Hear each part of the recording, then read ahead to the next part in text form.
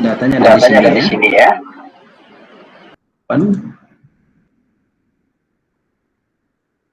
Ini ada di sheet 1. Oke.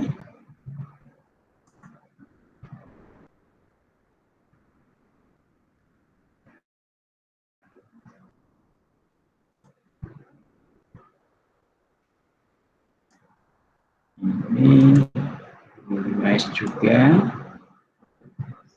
Ada dua file ya biasanya. Jadi satu ini langsung dia siapkan file output. Nah, ini data kita cek ya. Kita cek nama-namanya itu di variable view.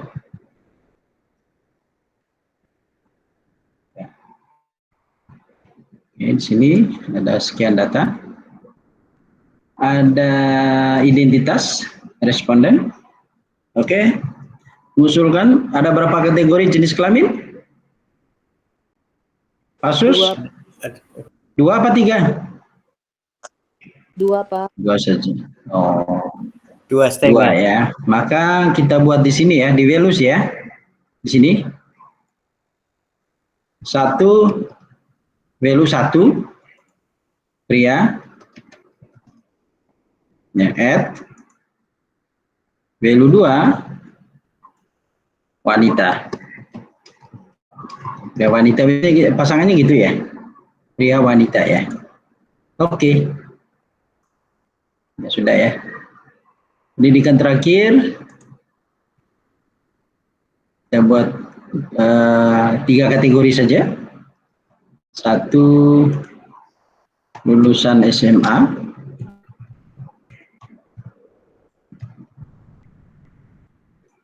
2 lulusan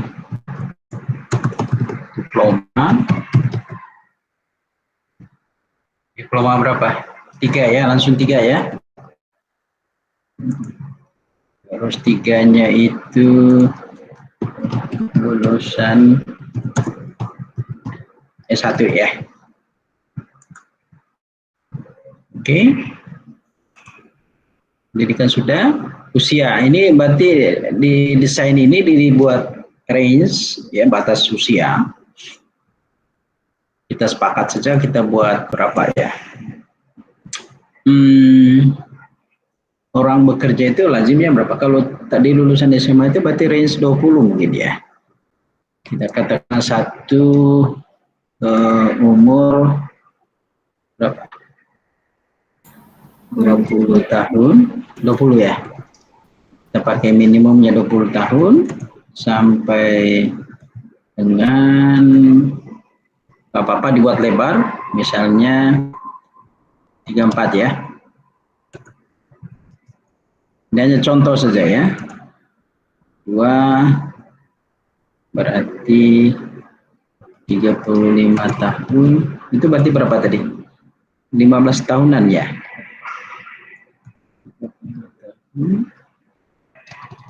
Ya seragam ya, TKN sampai dengan 35 ya.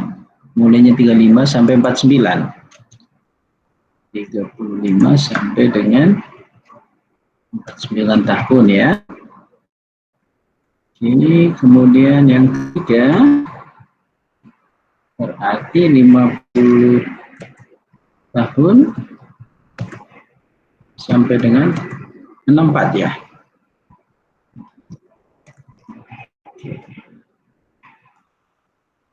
Katakan ada 3 kategori itu. Oke. Ya, lalu masa kerja. Ini juga sama, dia minta buat kategori range lama bekerja.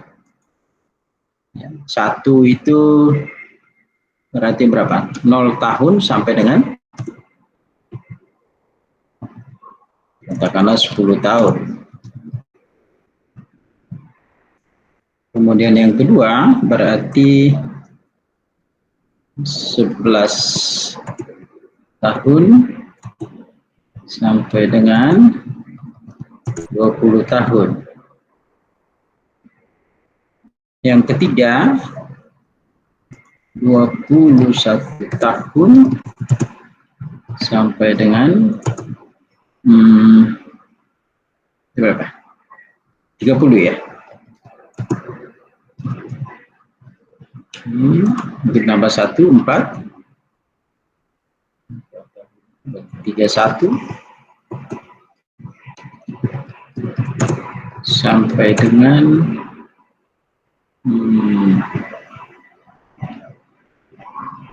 40 ya. Oke. Oke, ini pangkat kategorinya apa? Mulai dari 3A mungkin ya.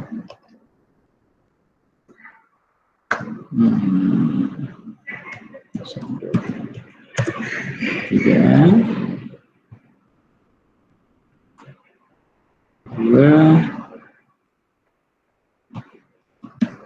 3B,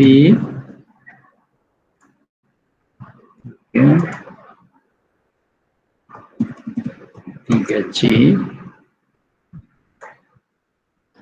4, 3D,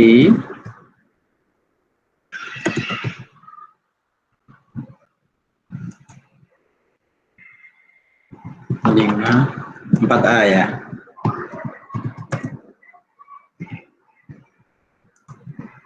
Misalnya begitu ya. Oke, sudah. Lalu teman-teman untuk kita lihat di depan dulu ya. Lihat. Oke.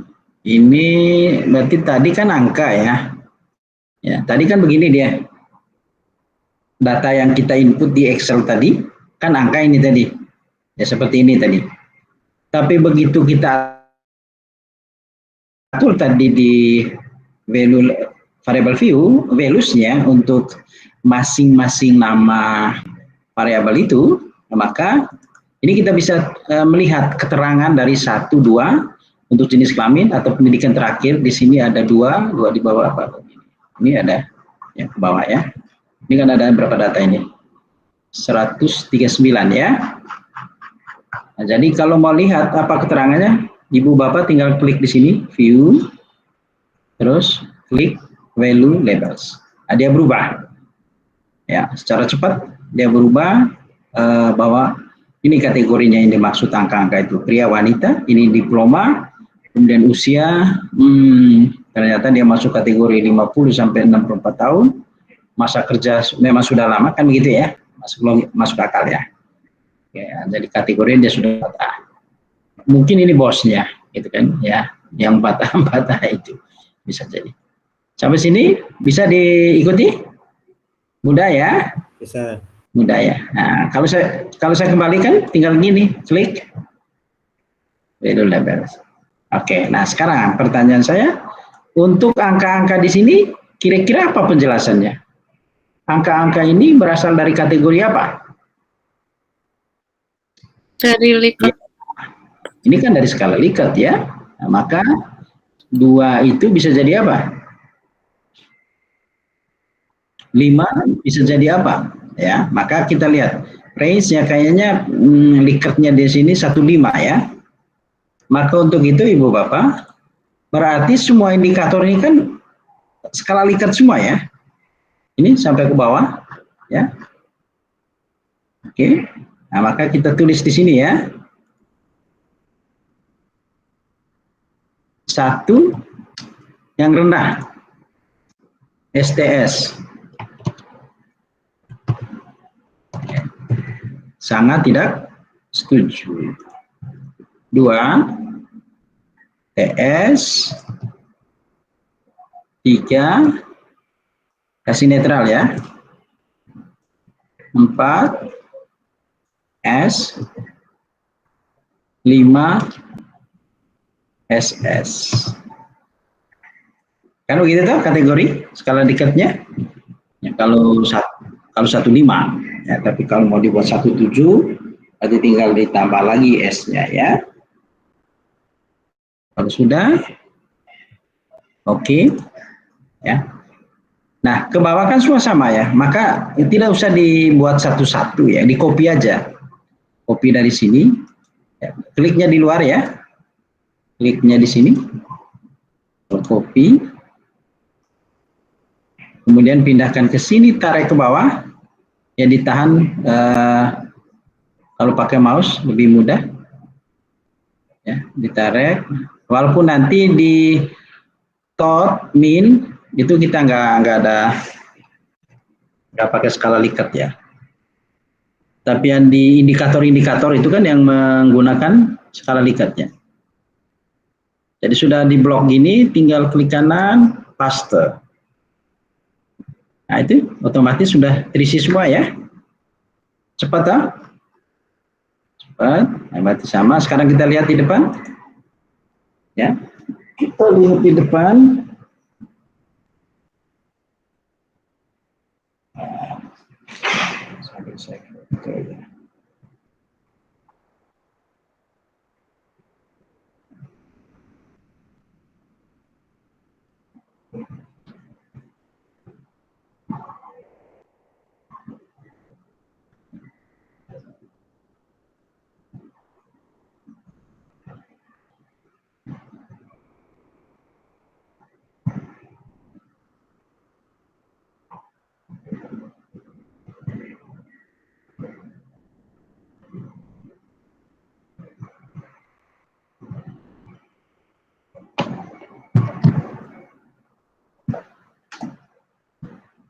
Sebentar ya.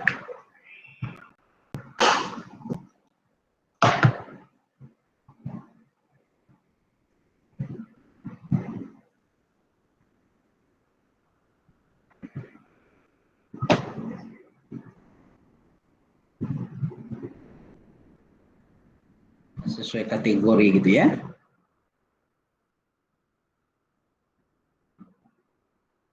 Bawah sama. Ya, semua sudah berubah.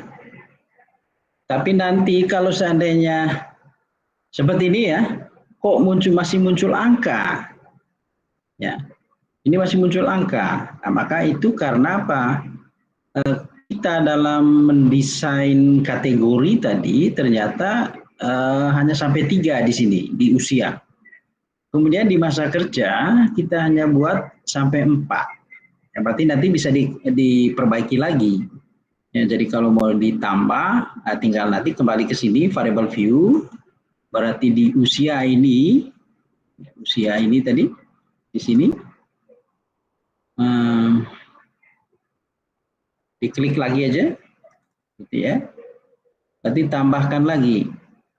Kalau dibuat 4 kategori, berarti mungkin ini diperbaiki semua saja ya range-nya. Tapi kalau mau coba saja ini 5 tambah 1, ini 4 ya. Di usia tadi tambah 1, 4. Berarti lebih besar dari 64 tahun. 64 tahun.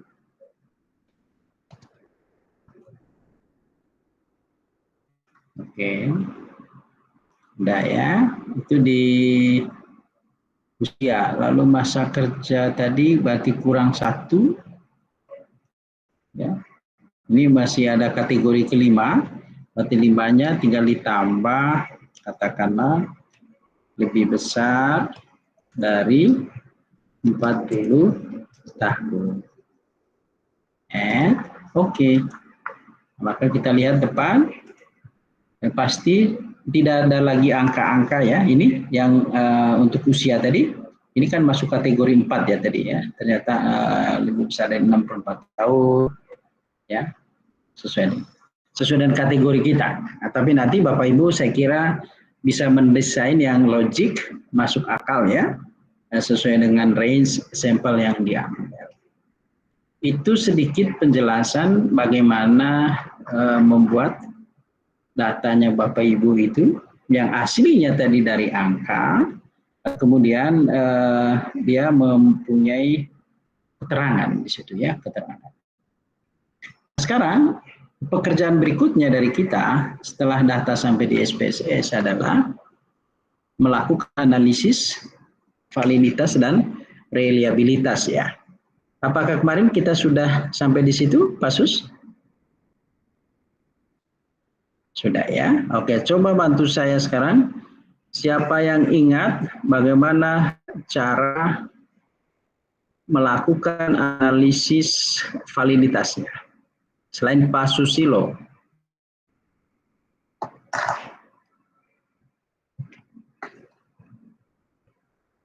Halo?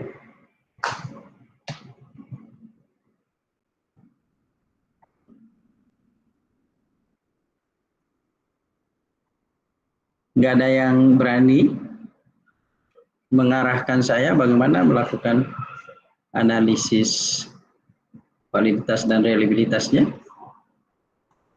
Oke, Pak Sus, kita kerja dengan cepat karena data kita ini kan memang saya bukanya tadi data baru ya. Data baru isinya masih ada indikator yang tidak valid ya di sini, sehingga kita kan belum bisa membuat nama ya. Kemarin kan kita sudah sepakat ada nama-nama di variabel kita, ya, X1 kemarin. Coba catatan Sabtu.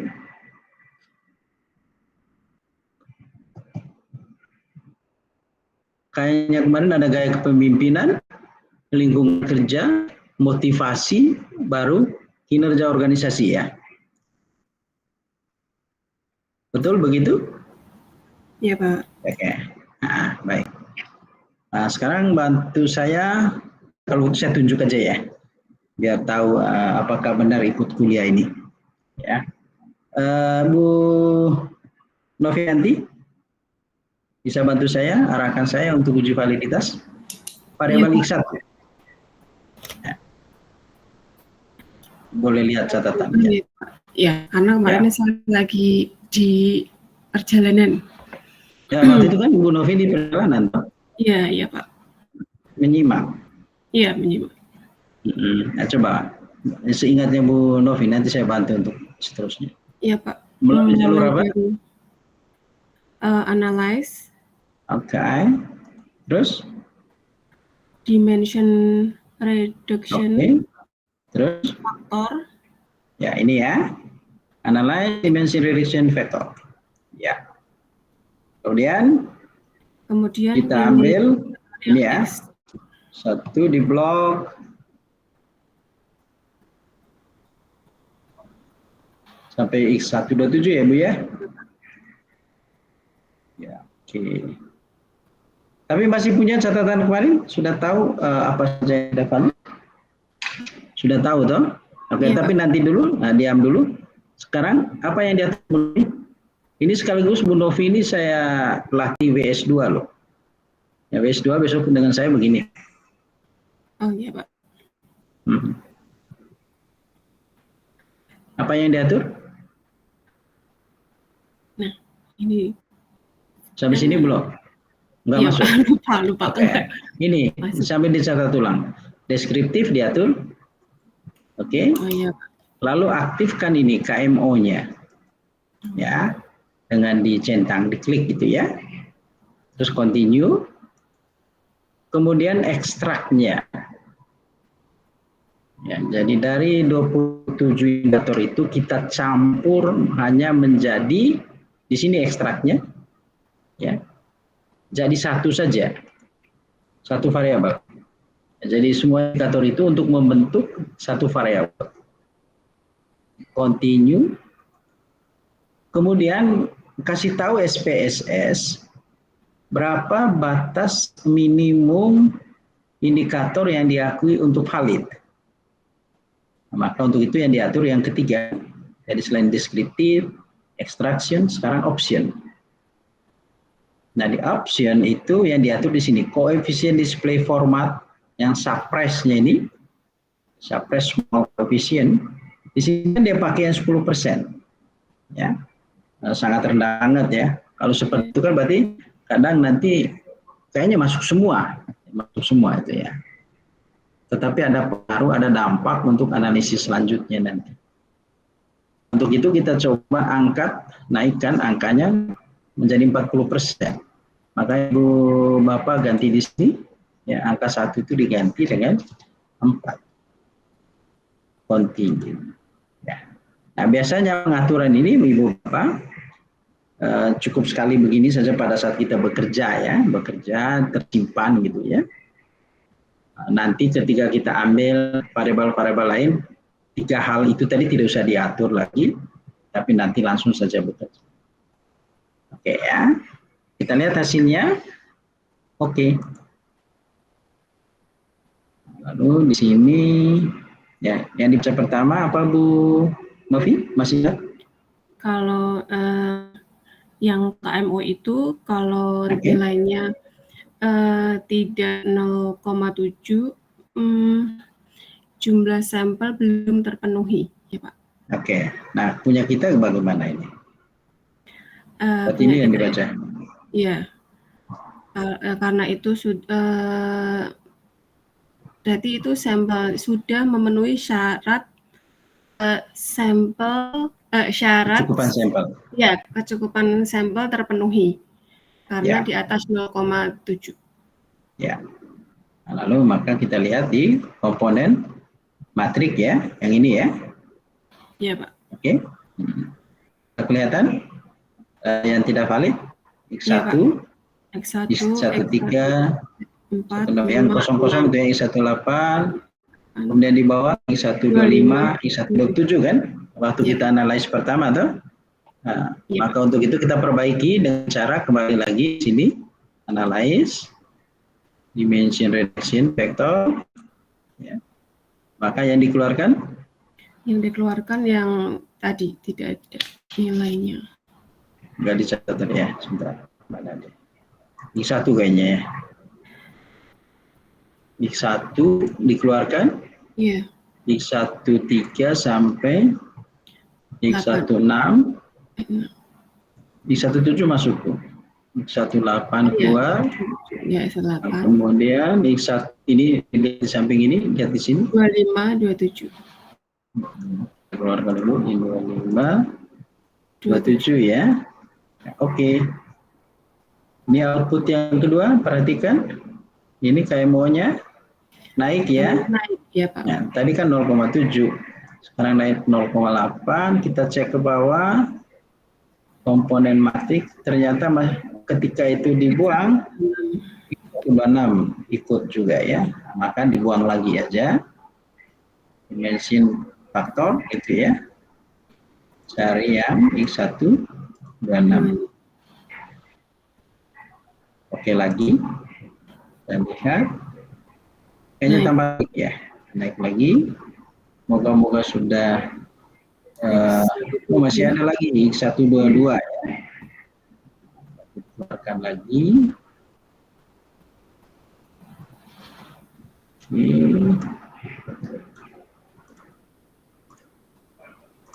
Bagaimana hasilnya? Turun malah ya? Turun dari 851, tapi di bawah sudah ada angkanya semua ya.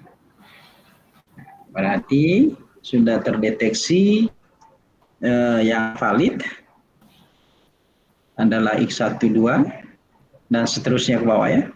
Atau kalau dibalik mungkin lebih mudahnya yang tidak valid disebut saja tadi X11, X13 sampai X16, X18, kemudian X122, X125, 26, 27 ya. Iya, Pak. Tidak salah ya. Ya, itu yang tidak valid. Nah, karena sudah tahu itu yang tidak valid, maka kita langsung ke analisis berikutnya adalah reliabilitas ya, langsung ya.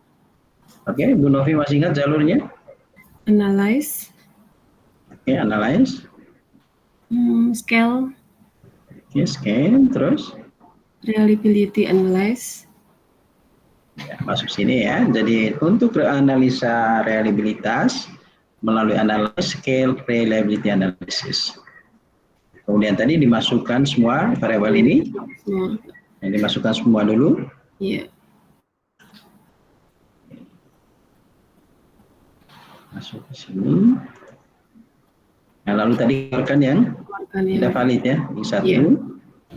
Terus ini 3 sampai berapa? 16 dulu ya. Terus 18. Kemudian 122. Kemudian 25 sampai 27 ya.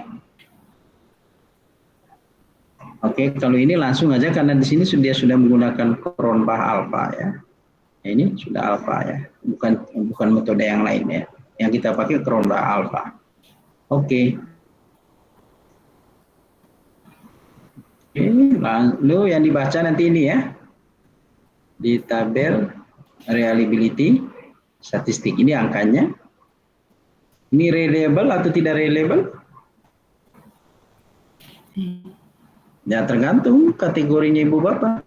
Ya, kalau pakai 0,7 atau 0,6 berarti reliable ya, standar. Jadi ya kita hasilnya di atas standar yang kita tetapkan, maka semua indikator itu reliable. Ya. Oke, itu untuk X1. Nah, karena X1 tadi ada yang tidak valid, berarti kita buat variabel baru ya. Variabel X1 valid. Masih ingat jalurnya? Bu Novi, masih Bu Novi? Transform, Pak. Pakai yang itu ya, Pak? Transform ya. Ya, transform. Terus? Ini apa ini? Compute. Ini. Compute. Oh iya, Pak. Transfer compute variable, klik. Ya, lalu tulis di targetnya menjadi X1 valid. Valid ya. Ya, lalu masukkan rumusnya di sini di numeric expression, klik ini. Tadi berarti apa? X3 1, 2 ya. 1, 2 tambah 1, 7 tambah 1, 9 10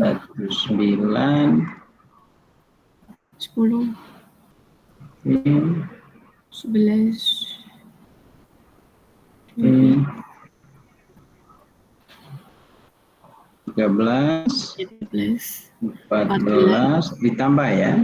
Iya, Pak. 15 16 17 18 19 20 21 23 terus 23 masuk ya? Masuk ya? 24 ya. Masuk ya. Lalu bagi kurangi 10, 17 ya? Yes. Oke? Oke, ini ya. Mungkin dia sudah execute di sini. Maka dilihat di sini di data view paling bawah. Ya, ini X1 valid. Nah, maka kalau mau ditulis nama variabel sekarang tulis di sini ya. Apa variabel X1 tadi? Lingkungan kerja ya. Iya. Karena lingkungan kerja. Lingkungan kerja. Oke.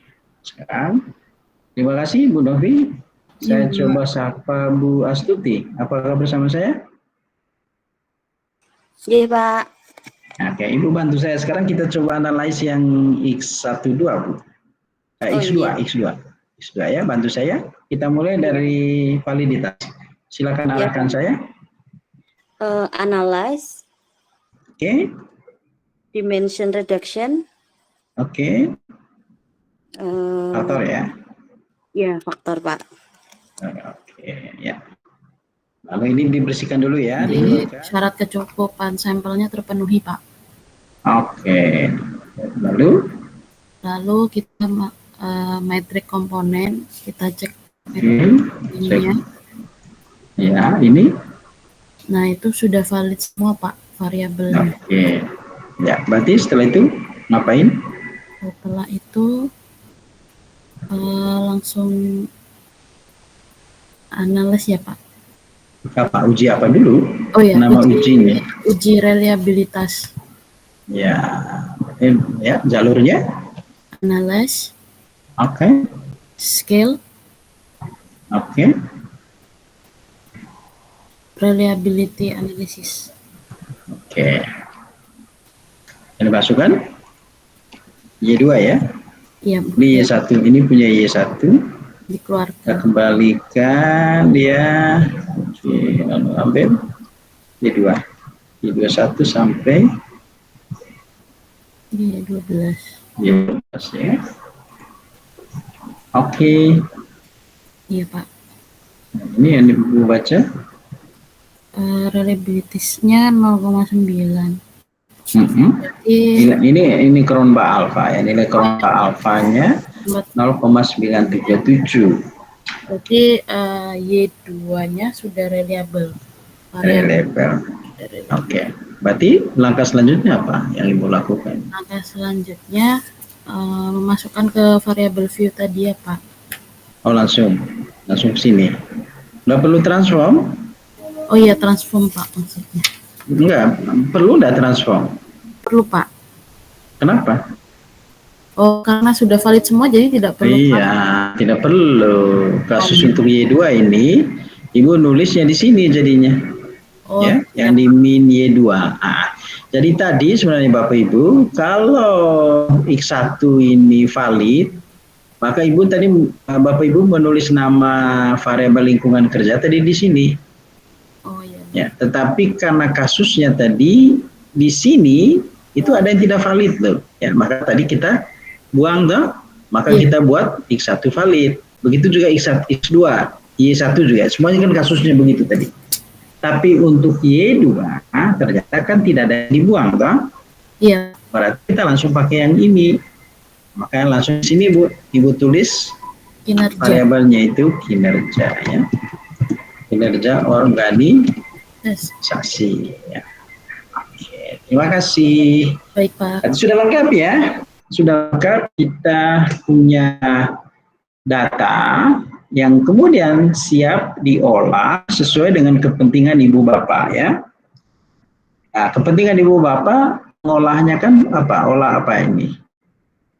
Menggunakan regresi intervening ya, atau mediasi. Ya.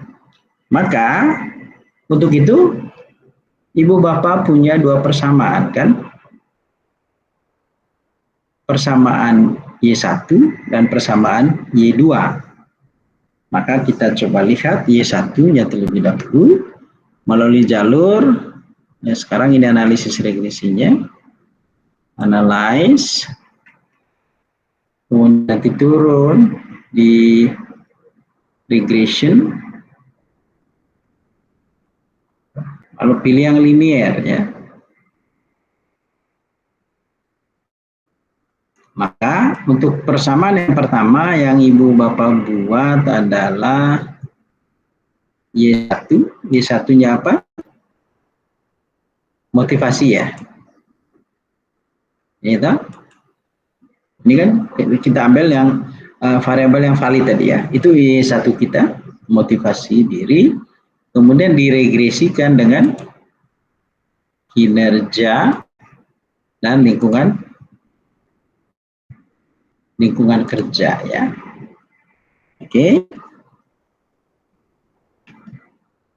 Nah, yang ini Bapak Ibu kita lihat ya, kalau nanti mungkin mau ngecek multi-call-nya, maka di sini harus diaktifkan ya. Continue. Ya, kemudian nanti kalau mungkin mau ngecek normalitasnya, maka di sini save. Unstandardized, standardized-nya ini diaktifkan, continue ya. Itu saja cukup. Oke. Ya. Nah, ini variabel yang persamaan yang pertama ya. Di persamaan pertama ini, kalau mau dibuat persamaan, ya, yang ditulis adalah, kan Ibu Bapak kemarin membuat persamaan Y1 sama dengan A plus B1X1 plus B2X2 ya. Itu kan desain di persamaannya. Tapi tolong diingat, ketika menulis hasil penelitian, untuk penelitian ibu bapak, itu nggak ada A-nya. Nah, maka koefisien yang ibu bapak ambil dari sini nanti ya. Dari standardized koefisien beta. Ya, sehingga kalau ditulis persamaannya untuk persamaan ini, karena kita pakai identitas tadi, Y, X1, X2 ya, yang keterangannya Y1 tadi motivasi diri, X1 kinerja organisasi, X2 lingkungan kerja, ya. Tapi kalau mau ditulis juga motivasi diri sama dengan koefisien kinerja organisasi juga boleh, ya. Tetapi lazimnya kan orang tulis yang singkat-singkat gitu ya. Maka silakan ditulis persamaannya bahwa Y1 sama dengan 0,435 X1 ditambah 0,327 X2. Selesai di situ persamaan hasil penelitiannya. Tapi beda waktu ibu bapak mendesain Y1 itu, bapak ibu tulisnya kan Y1 sama dengan A plus B1 X1 plus B2 X2 plus E. Kan gitu ya. Itu desainnya. Tapi di hasil E itu hilang. Ya, E-nya kita anggap 0, hilang. Alfanya tadi tidak pakai ya, karena ini riset perilaku. Ya, riset perilaku itu kan perilaku itu berubah selalu karena ada faktor penyebabnya. Ya. Nggak mungkin ibu bapak tiba-tiba ketawa sendiri di jalan, ya, kalau tidak ada penyebab. Tidak ada orang tiba-tiba ketawa di jalan. Bisa ada? Bisa? Kenapa? Tapi kalau dia tidak normal, pasti dia akan memikirkan sesuatu itu di dalam itu. Sesuatu itu menjadi faktor pendorongnya, ya kan? Begitu maksudnya. Jadi tetap ada pasti ada lah, ya gitu ya. Nah, itu filosofisnya. Filosofis kenapa nanti ketika ibu bapak menulis persamaan itu begitu ya. Jadi tidak ada lagi A-nya, tidak ada lagi E ya. Lihat di persamaan ibu bapak, kan ada A dan E itu. Ya, oke, clear untuk persamaan hasil. Nah, sekarang terhadap persamaan hasil itu kan diuji nanti ya. Uji pertama uji model. Atau uji model itu biasanya melihat koefisien determinasi.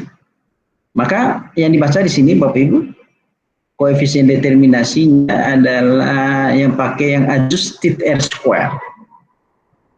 Untuk persamaan pertama ini koefisien determinasinya sebesar 0,352 atau sama dengan 35,2%. Yang berarti bahwa perubahan variabel motivasi diri sebanyak 35,2% dipengaruhi oleh perubahan lingkungan kerja dan kinerja organisasi. Sisanya yang lain itu dari 100% berarti berapa? 60 berapa ini? Bukan 60 ya? Ya benar ya? 5. 64 ya? 648 ya? Berarti sisanya 64,8%. 64,8% itu faktor lain di luar. Ya. Nah, Bapak Ibu jangan menggunakan ini untuk mengatakan bahwa model Bapak Ibu itu buruk atau baik, tidak. Ya. Dia hanya mampu menjelaskan soal sumbangan pengaruhnya saja. Ya, memang kecil sih di situ ya. Kecil. Artinya memang mungkin dalam konsep nanti itu menjadi usulan Bapak Ibu nanti mungkin untuk membuat variabelnya nanti kan butuh tambah ya, tambah variabel bebas yang mempengaruhi motivasi diri sebenarnya. Ya, karena kemungkinan itu karena kurang variabel bebasnya. Ya, itu usulannya. Tapi soal model ini apakah sesuai, tingkat kesesuaiannya bagaimana? Yang dibaca di sini Bapak Ibu ya, di ANOVA-nya. Maka model kita baik karena F hitungnya sangat jauh di atas F tabel, ya, itu dibuktikan nanti dengan melihat F tabel. Tapi kalau mau melihat secara cepat, baca saja angka sig-nya ini. Kalau angka sig-nya di bawah 0,05, maka itu adalah syarat bahwa model kita baik. Nah, berarti model kita baik kan, karena sig-nya 0,00. Ya. Nah, ini dasar Ibu Bapak untuk mengatakan baik buruknya model itu. Tapi kalau membaca ini hanya soal kemampuan pengaruh dari variabel bebas terhadap variabel terikat. Oke, lalu yang terakhir yang dibaca adalah soal hubungan antar variabelnya, ya, yang bisa jadi itu merupakan hipotesis yang sudah dirumuskan. Maka untuk melihat apakah hipotesis kita itu diterima atau ditolak, maka baca di sini, di sig-nya. Nah, untuk kinerja organisasi, sig-nya 0. Lingkungan kerja juga sig-nya 0. Maka kesimpulannya begini, kinerja organisasi berpengaruh signifikan terhadap motivasi diri. Lingkungan kerja juga berpengaruh signifikan terhadap motivasi diri. Lalu untuk melihat apakah sesuai dengan teori yang Ibu Bapak tawarkan, maka lihat tandanya di sini. Di standardized coefficient beta, ini angkanya positif. Maka mungkin waktu Bapak Ibu mendesain hipotesis, Bapak Ibu sudah menyatakan bahwa kinerja organisasi itu berpengaruh positif terhadap motivasi. Oh, kinerja organisasi ya? Salah kita ngambil ini tadi. Itu harusnya kita salah ngambil file ini tadi. Harusnya gaya kepemimpinan. Iya, makanya dia jadi begini ini ya. Salah, kita ubah ya. Oh, nggak ada yang perhatiin tadi ya. Waduh, ulangi lagi ya. Berarti berubah nanti hasilnya nih. Oke, kita analyze lagi ya. Regression, linear. Berarti yang salah tadi ini pendek ini. Y2 ini tuh. Pokok, berarti yang harus diambil tadi ini kayak kepemimpinan. Oke, pasti berubah ini. Nah, ternyata berubah ya. Ada ya, ini koefisien determinasi naik ini, ya, semakin baik ya. Ada sumbangan dari gaya kepemimpin dan lingkungan kerja itu cukup baik terhadap motivasi diri.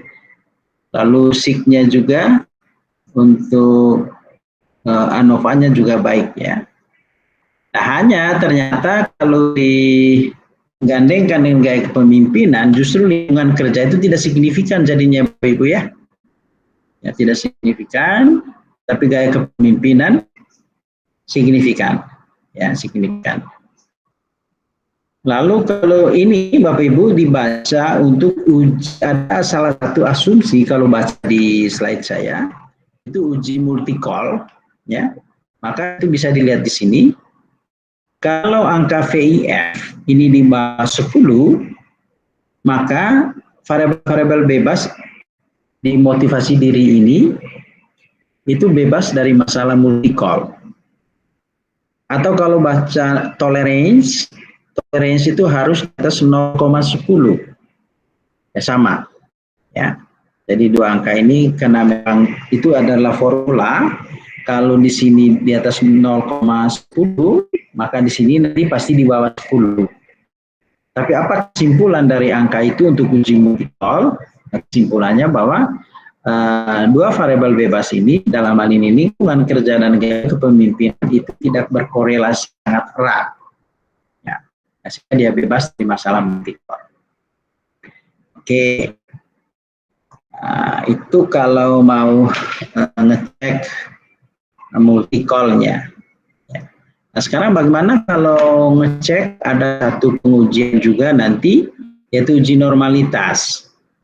Nah, kalau uji normalitas, itu nanti kita bisa menggunakan analyze, lalu masuk di non-parametric test, lalu masuk di legacy, lalu pilih yang one sample KS. Ini metode Kolmogorov-Smirnov. Ya. Nah, kemudian yang diambil yang unstandardized, yang bawah tadi, yang kedua ya, unstandardized ini. Lalu oke. Nah, maka yang dibaca nanti adalah angka ini ya, Bapak Ibu ya, asimsik. 0 ini 0,01 ya. Ini 0,01. Syarat bebas normalitas itu di atas 0,05. Nah, maka ini ada persoalan sebenarnya di normalitas untuk persamaan pertama bahwa dia belum normal. Ya, karena asimsiknya di bawah 0,05. Ya. Maka nanti upaya memperbaikinya itu tinggal melihat pasti ada data ekstrim ya di residualnya. Ya. Nah, untuk itu nanti tinggal dikeluarkan angka ekstrimnya itu. Ya. Tapi nanti mungkin itu kita lihat setelah kita cek di persamaan yang kedua nanti ya. Tapi yang penting Bapak Ibu tahu bahwa ini adalah alat kalau mau menguji atau mau mengecek normalitasnya. Ya. Kemudian ada satu juga nanti pengujian itu yang akan dilakukan adalah uji heteroskedastisitas. Maka untuk uji itu ada metode yang lazim dipakai oleh para peneliti yaitu metode Glaser. Maka di metode Glaser tekniknya adalah meregresikan residual dengan semua variabel bebas. Lalu syarat bebas dari hetero itu kalau semua variabel bebas tidak signifikan berhubungan dengan residual. Itu syarat. Maka kita coba lihat punya kita. Langkahnya nanti pertama dibuat dulu variabel residualnya itu yang absolut supaya dikeluarkan dulu yang negatif ya. Nah, maka sini dibuat lewat perintah transform. Jadi saya buat di sini upres gitu ya. Nah, kemudian di sini diambil ini klik all. Kemudian ini absolute. Naik ke sini ya. Nah, kemudian ambil ini unstandardized yang kedua tadi ya. Untuk kita buat ya. Nah, itu menjadi dependent variable untuk uji hetero menurut metode Glaser. Nah, karena sudah punya dependennya, maka tinggal dianalyze kan, analyze regression linear. Lalu saya ganti motivasi ini dengan apres, ya, apres. Lalu tadi ya, karena tadi ngatur statistik ya, ini saya hilangkan dulu ya, karena saya hanya butuh estimate-nya saja untuk Glaser. Ini juga saya hilangkan, continue. Oke. Ya, maka saya hanya mau melihat di sini. Ya. Nah, Bapak Ibu, kita lihat siknya lingkungan kerja gaya kepemimpinan terhadap apres semuanya di atas 0,05. Ya. Berarti kesimpulannya model kita, model pertama ini bebas dari masalah heteroskedastisitas. Oke, itu persamaan yang pertama. Kemudian kita buat persamaan yang kedua. Y2 sekarang ya. Melalui regression linear ya. Kita masukkan di sini dependennya adalah kinerja organisasi. Kemudian variabel bebasnya ada X1, X2 dan ada Y1 ya. Kan masuk ya, masuk semua sebagai variabel bebasnya Y2. Kemudian di sini tadi diatur lagi ya model fit dan collinearity diagnostiknya. Ya, model fit tadi untuk pengujian model baik atau tidak, termasuk koefisien determinasi kan hasil dari ini permintaan di sini. Lalu collinearity tadi soal multi-call-nya ya. Oke, continue. Lalu tadi kita cek save tadi standar masih ya. Oke. Nah, maka Bapak Ibu lihat ini hasilnya yang kedua ya. Nah, ternyata koefisien determinasinya rendah ya. Hanya 26,6% ya. Kemudian kalau kita lihat di sini memang untuk kesesuaian modelnya masih baik karena ini masih signifikan. Ya, hanya di sini kontribusi dari motivasi diri, lingkungan kerja, gaya kepemimpinan terhadap kinerja organisasi itu yang sangat kecil gitu ya. Karena ya, di bawah 50%. Ini hampir seperempatnya saja ya, 0,06. Ya. Lalu bagaimana hasilnya untuk lingkungan kerja? Bapak Ibu baca di sini tetap tidak signifikan juga terhadap Y2, tapi gaya kepemimpinan signifikan karena ini di bawah 0,05. Motivasi diri juga signifikan ya terhadap kerja organisasi. Ya. Maka kalau ditulis persamaan dua Bapak Ibu, ini Y2 itu sama dengan minus 0,062 plus 0,241 plus 0,359 ya, 359. Oke ya. Nah, lalu kalau multi-call-nya ini bebas ya di bawah 10 ya. Tapi kalau dicek normalitasnya sama tadi, dari sini analyze, non parametric test, lalu legacy, one sample KS.